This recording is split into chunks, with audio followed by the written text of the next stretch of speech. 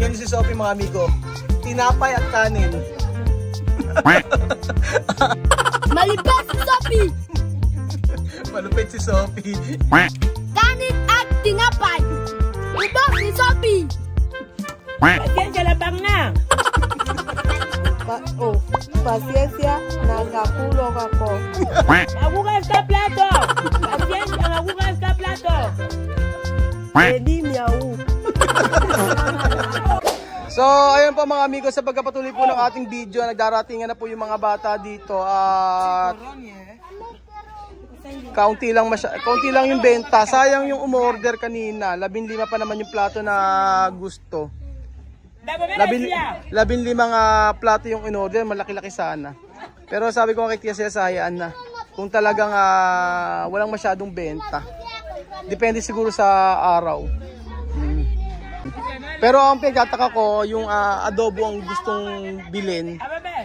Yung arroz-caldo na sinabi, yung arroz-caldo na to, hindi binili. Kasi ina-explain din ni Tia Cesa kung ano yung ingredients. Sabi ni Tia Mame, sopa de gallina. Oh, sabi niya rice na may paa ng manok. Hindi siguro talaga hindi masyadong type siguro. Kasi pero 15 kasi yung order sana. So ayan po mga amigo, magkate-ete pa rin po tayo. Pero pag naghapon-hapon na, pag mga nag 6:30 na mag-start na po tayo sa feeding program.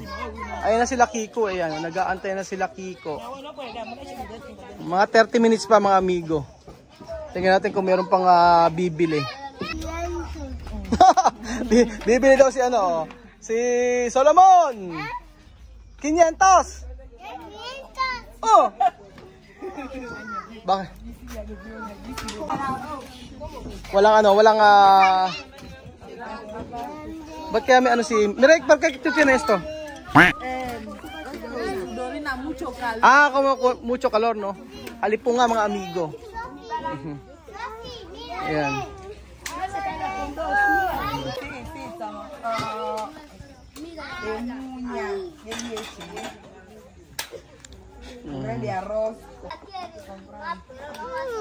So ayun pa mga amigo, nangungulit na si Mamud dito. Ayan, kulit ni Mamud.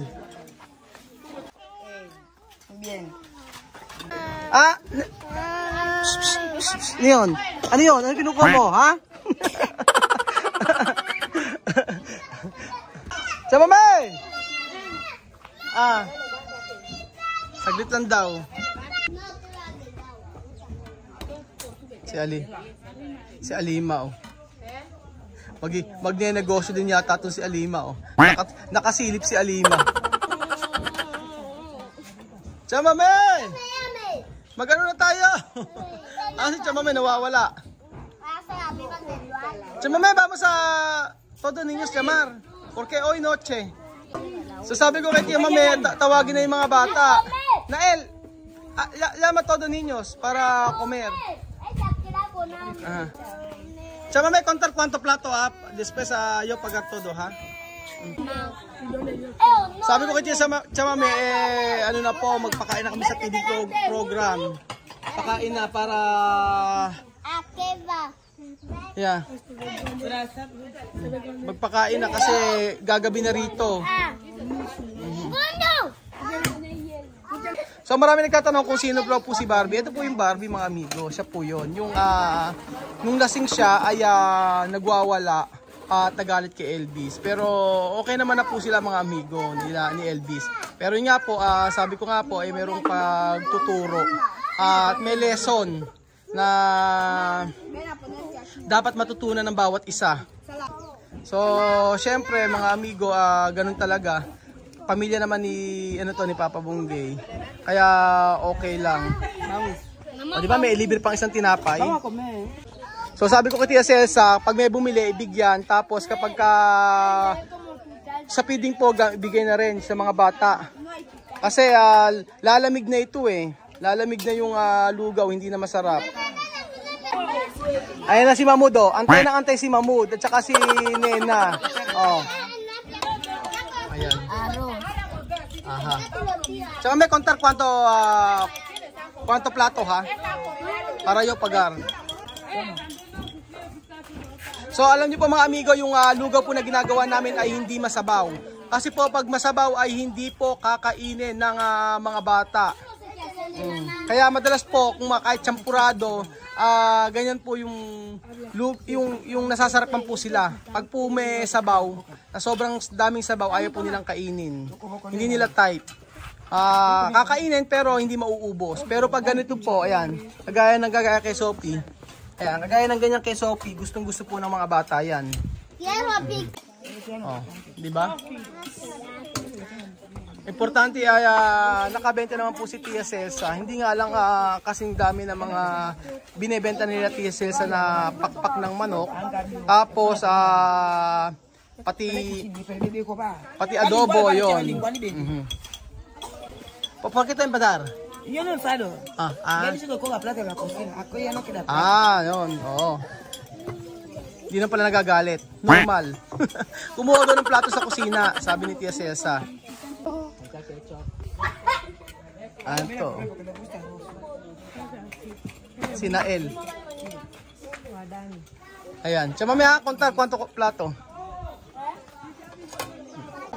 Si Elvis po ay sa ano po nagbebenta sa may kalsada ngayon. Itinry lang namin ni Tia Celsa. Pero may bumili naman po mga amigo. Hindi nga lang kasi dami nang bumibili na pag mga prito.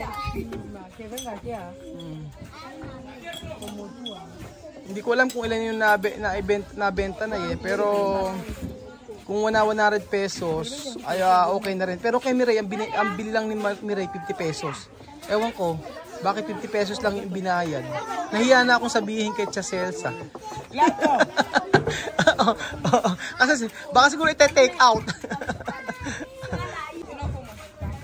Ayan. So, ayun po mga amigo. Kumita na po si Tia Celsa. Pero nakapagpakain pa tayo dito sa Equatorial Guinea. Ayan po. Kita nyo naman ng mga bata. Ayan si Kiko, nandiyan si Sophie, ayan si Danny, ayan si Beverly, si Mahmoud, si Misma na napaka-asikaso, si Papito. Ayan, oh.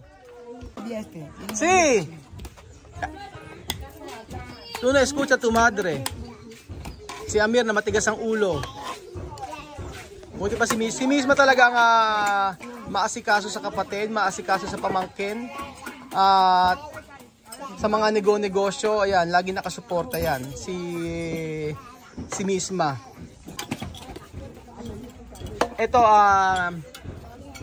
yung babae na to, hindi po hindi nagsasalita. Pero meron siyang 2 anak. Tsaka may su bebe dos, no? Dos, no? Oh. Pero hindi siya nakakapagsalita. Pero dati daw, sabi ni Tia Celsa, dati raw nagsasalita ito. Ewan ko, ay, tatanungin. Tia Celsa, porque antes, no? Ella hablar, pero hoy no hablar. Dorina, yo le estoy hablando que su dorina, su cuerpo. Dorina mucho. Maraming bungang araw. Ganda ni Namansay, Namansay! Guapa! Namansay! Guapa! Chama, porque ella no hablar. Ella se me muda. ¿Ah? Ella se me muda. ¿Qué es esto? Cuando ella pequeñita, ella ahí para buscar muñeca, juguete. Juguete después. Después ella caer, pisar, ella morir. ¿Cómo? Falta poco morir. Ojo, boca, todo así. Hospital. Pisar. Sí, Ajá. De mercado. Juguete, regalo. Sí. De regalo. Hay mucha gente mandar regalo, después pisar. So ayun po mga amigo, sabi nga ni Tia Celsa, kaya daw po hindi nakakapagsalita dahil nung bata daw siya, yung babae na yon. Kamu sila ma? Kamu sila ma iya? Mira. Ha? Mada. Mala? Mada. Oh, sabing ganon. Si Mada daw ay nung bata ay habang kumukuha ng mga laruan daw ay nagkakagulo, tapos bumagsak, tapos sa ospital, ayun, hindi na nakapagsalita. Pero nabuhay pa din. Halos mamatay daw, sabi ni Tia Celsa. So, ayun po mga amigo. Sino pa ba ang kakain sa ating feeding program? Anli lugaw. Quiero más arroz. Gusto pa ni Papito ng rice, oh. También Mahmoud, oh. Oh, sabi, habla, only rice. Gusto pa ni Mahmoud. Yaka njeje mabumuti bwana. Epuna yelunga mama cheyo. Engoda kani. Bilma. Nakakatuwa, di ba?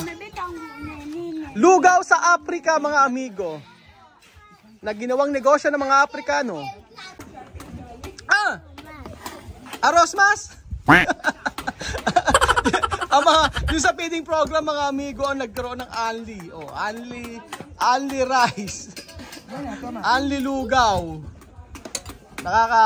Bumalik na si Mahmoud, si Papito, tsaka si Beverly, tsaka si Mahmoud, ayan. Si Nena naman. Nena tambien? Nena tambien. Oh, ang alam mo na ni Nena to. Ha? Pusa. Grabe. Oh! Yo mas aros. Nako, luge. Luge si Tia Cesa. Rice na, hindi na siya lugaw, rice na. Lugi ako. Lugi ako. Hindi. Si Somi man, aros din daw. Ano malulu? Hindi ka lugi siya mame dahil babayaran natin yan mga amigo. Pero marami na rin bumili yon, okay na rin yun. Ay, sarap. Only rice. Bili ka na lugaw. Bili ka na lugaw. Nabubulol pa. Mahmoud, ¿quiere más? Kong ya terminado. Kongkong. O, tapos na raw siya. Kongkong. Habla, Kongkong. Tapos na. Habla, tapos na. Tapos na. Kongkong significa terminado. Kongkong. Combe esto? No. ¿Qué? ¿Francés? ¿Francés? No. Nada, solo de niños. Kongkong. Kongkong daw sa Tani Mahmoud. Na kung saan ay tapos na. Tapos na raw siyang kumain.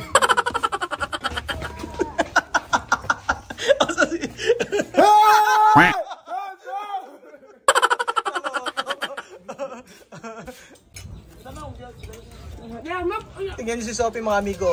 Tinapay at kanin. Ang lupet!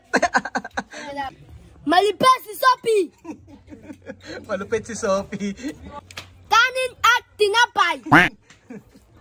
Ubos ni Sophie. Nag-view naman kasi, oh. Tingnan niyo ginawa ni Sophie, oh. Ayan, oh. Tiyo, ayan, oh. Tiyo. Oh, sige, oh. Sige. Nakakatuwa, di ba? Oh, sarap pakainin ng mga bata nito. Paano titigil yung feeding program pag ganito nakikita niyo yung mga bata na kumakain ng tinapay na may arroz caldo? Ayun si Morgan. Morgan, ¿qué tal? Bien. No, dos.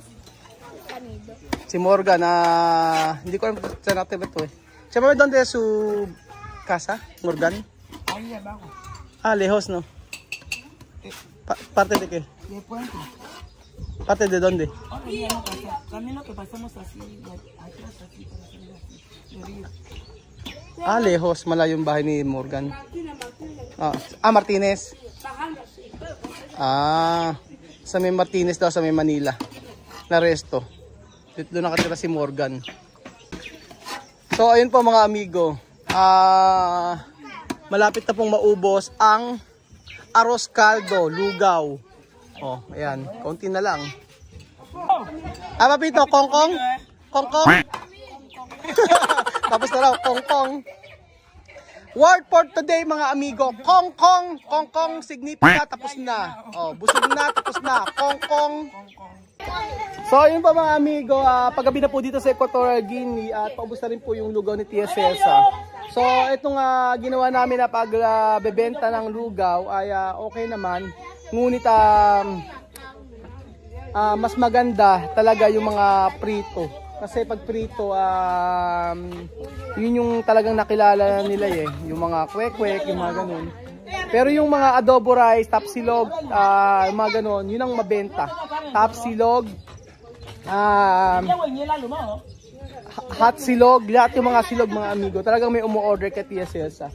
Pero itong mga lugaw, pwede itong ibenta, ngunit dapat nakaantabay na agad yung yung sa feeding program mga amigo. Kinakain, ang dami nga nakain ng mga bata eh. Pero pang negosyo, hindi ko masyadong hindi masyado kasi ilan lang yung bumili eh. Usually pagka ganyan may mga umu-order eh, 10 plato, 5 plato, ganun po eh.